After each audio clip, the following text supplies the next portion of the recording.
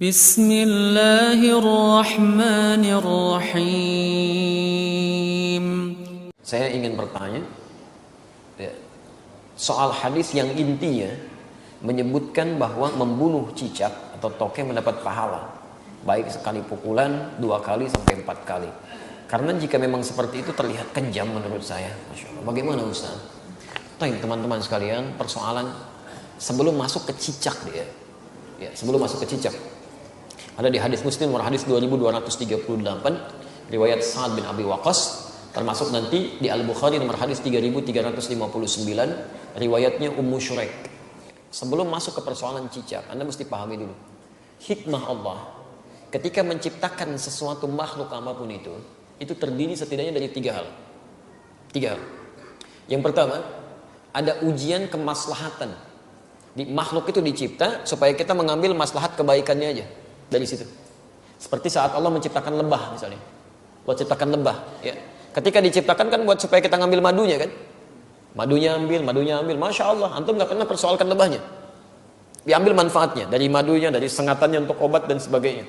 Di hewan ini, ketika diciptakan oleh Allah Subhanahu wa taala, memang penciptaannya adalah ujian maslahat untuk kita, supaya kita mendapatkan maslahat dari situ. Setiap antum ambil niat karena Allah, ada pahala di situ, dan lebah menunaikan tugasnya sesuai dengan izin Allah Subhanahu wa taala dan perintahnya. Kedua, ada sebagian yang diciptakan oleh Allah Subhanahu wa taala sebagai ujian yang menghadirkan madarat di situ, supaya kita mengetahui ada keburukan yang harus kita hindari. Ada keburukan yang harus kita hindari. Misal, nyamuk diciptakan oleh Allah Subhanahu wa taala. Ketika diciptakan oleh Allah, mohon maaf, untuk menunjukkan bahwa ada lingkungan yang kotor di situ, yang tidak bagus. Ada penyakit yang harus dihindari. Makanya ketika dia ditunjukkan oleh Allah, dia muncul fitrahnya, dia memang mesti, misal dieksekusi, dibunuh kan? Kenapa dia mesti dibunuh? Karena di lingkungan itu ada yang kotor, plus dia pun membawa kotoran yang mungkin bisa berpindah satu dengan yang lainnya. Di pelayanan kehidupannya, tasbihnya kepada Allah, memang khidmatnya untuk menunjukkan ada tanda yang kotor nih pada diri saya. Ada sesuatu yang buruk di lingkungan Anda. Jadi nyamuk tuh ketika datang, dia membawa sesuatu yang baik untuk kehidupan kita. Cuman dilihat dengan persepsi yang kotor. Ini ada ujian madarat maksud kita. Ya. Ini ada yang kotor, yang gak bagus. Kita bunuh nyamuk di situ, menghilangkan kotoran yang ada di dalamnya. Tapi diciptakan oleh Allah untuk menandakan ada sesuatu yang harus kita hindari untuk kebaikan kita. Makanya ketika Allah menciptakan nyamuk ataupun lalat, ya Masya Allah turun ayat di situ. Quran surah kedua Al-Baqarah ayat 26. Posisi paling kanan, dari tengah sampai dengan ke bawah. Innallaha la yastahi ayyadriba mathalan ma ba'udatan fama fawqaha. Allah itu enggak pernah punya rasa malu. Kalaupun harus membuat perumpamaan dengan menciptakan nyamuk, karena di balik itu pasti ada kebaikan maslahat untuk kita. Jadi, kenapa antum nggak pernah tanyakan? Kenapa nggak tega membunuh nyamuk? Kenapa nggak mengatakan kejam membunuh nyamuk? Jadi kan? Jadi persoalannya bukan bunuh atau tidak bunuh, itu ada ujian bagi kita yang menampilkan madarat di situ yang harus kita kemudian hilangkan. Kalau Allah nggak tampakkan, maka bahaya untuk kehidupan kita. Termasuk cicak. Cicak masuk pada ujian madarat di samping ujian keimanan. Ya, ada madarat. Bukankah ketika cicak datang menandakan bahwa banyak kotoran yang ada di situ? Ada bakteri E. coli yang dia bawa, ada kotoran-kotoran yang ada di sekitarnya. Yang dimakannya pun yang kotor juga. Apa makanan cicak? Nyamuk. Jadi ini menandakan bahwa ketika cicak hadir itu dia diciptakan oleh Allah, bukan diciptakan untuk dibunuh, diciptakan untuk menandakan ada madarat di sekitaran itu dengan kotoran-kotoran. Makanya diciptakan oleh Allah untuk menunjukkan ini ada yang kotor, ada yang gak bagus, termasuk dirinya sendiri. Maka Nabi menyampaikan riwayat Sa'ad bin Abi Waqqas, ya, qala anna Nabiy sallallahu alaihi wasallam, bahwa Nabi sallallahu alaihi wasallam amara qatlal waza', memerintahkan untuk membunuh cicak dan ada pahala di situ. Bunuhnya cicak itu seperti kita membunuh nyamuk untuk menunjukkan ada kotoran-kotoran di situ yang hikmahnya harus kita jauhkan. Memang diciptakan dia untuk menunjukkan itu, dan harus dibunuh dia. Harus dibunuh. Ketika Anda bunuh itu bukan cuma ada pahala di situ, tapi menghilangkan keburukan-keburukan yang mungkin muncul. Termasuk di situ mengusir keadaan-keadaan jin, karena jin senang di tempat yang kotor. Makanya saya bisa katakan kalau ada cicak tuh beberapa tempat, itu jin biasanya ada juga di situ. Karena senang di tempat-tempat yang kotor. Ya, senang di tempat-tempat yang kotor. Jelas sampai sini?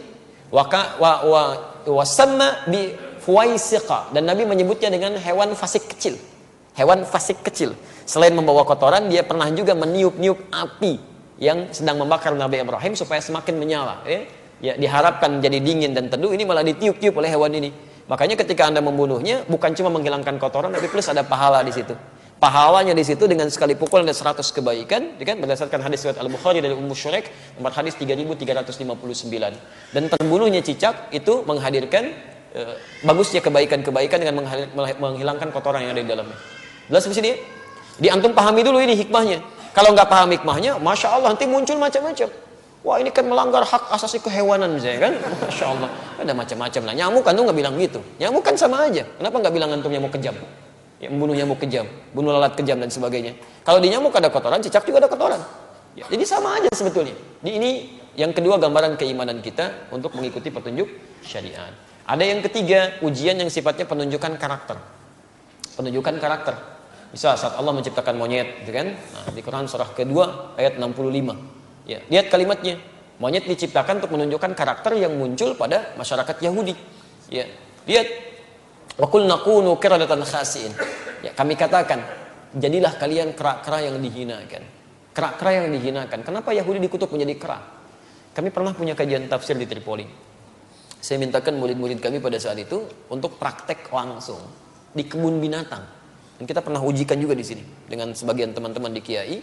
Jadi kita praktek tafsir ke kebun binatang. Dibagi kelompok, keluarkan semua ayat-ayat di Quran yang terdapat kata binatang di situ. Ada monyet, ada misalnya unta, ada gajah, ada macam-macam. Terus kita bikin kelompok. Ini kelompok unta, kelompok gajah, kelompok monyet, macam-macam. Analisis. Apa keistimewaan dan keunikan hewan-hewan ini? Dan presentasikan. Saya langsung saja, begitu ada kelompok monyet presentasi, dia sampaikan. Ustaz, ketika kami lemparkan kera itu dengan satu makanan, dia tangkap dengan tangan kanannya begini. Kemudian kami lempar lagi, dia tangkap dengan kirinya begini. Lempar lagi, tangkap dengan kakinya dia begini. Lempar lagi kaki yang satunya lagi. Begitu ada kawanan lain masuk ke situ, dia akan usir, nggak boleh. Tapi kalau dia sudah nggak suka dengan makanan dia akan datang ke tempat yang lain, dia obrak-abrik tempat itu tuh. Mirip kejadian dengan yang sekarang itu. Ya, dia ambil ini, ambil itu, monopoli ini, monopoli itu, bikin orang lain bangkrut macam-macam dan sebagainya. Begitu sudah nggak suka masuk ke satu tempat, yang di situ suruh keluar semua. Sama kan, menunjukkan karakter. Ya, menunjukkan satu karakter. Makanya ketika antum keluarkan di Quran tuh nggak mungkin, nggak ada yang kosong dari faidah. Pasti ada kebaikan-kebaikan yang mungkin bisa kita dapatkan. Ya, sama semua yang di laut, yang di atas itu semua bertasbih pada Allah Subhanahu Wa Taala. Hewan yang di darat, hewan yang di laut, ikan. Sebutkan jenis-jenis ikan, ya kan? Masya Allah, ikannya banyak tuh. Antum bisa sebutkan sekali. Kenapa antum senyum? Ini macam-macam nih. Itu aneh-aneh aja. Jangan ingat yang nggak betul lah ya. Kasihan anak itu. Namanya Ahsan. Orang Semarang itu punya masalah dia ya, punya masalah di lisannya. Jangan dicela, kasihan. Ya, punya masalah di lisannya, kita harus doakan pada Allah Subhanahu Wa Taala.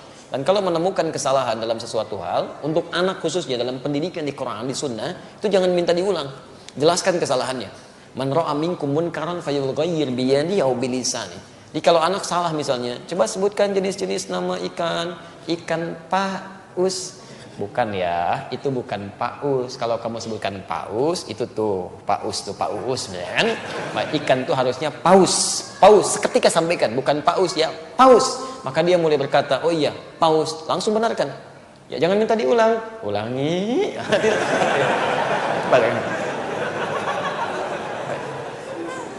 Kita tidak berbicara yang lain ya. Ini dalam konteks kini tidak terkait dengan masalah-masalah yang muncul ya. Antum jangan pancing-pancing pertanyaan yang membuat resah nanti. Besok-besoknya jadi tersangkal ya kan. Semoga Allah rahmati kita semua. Baik.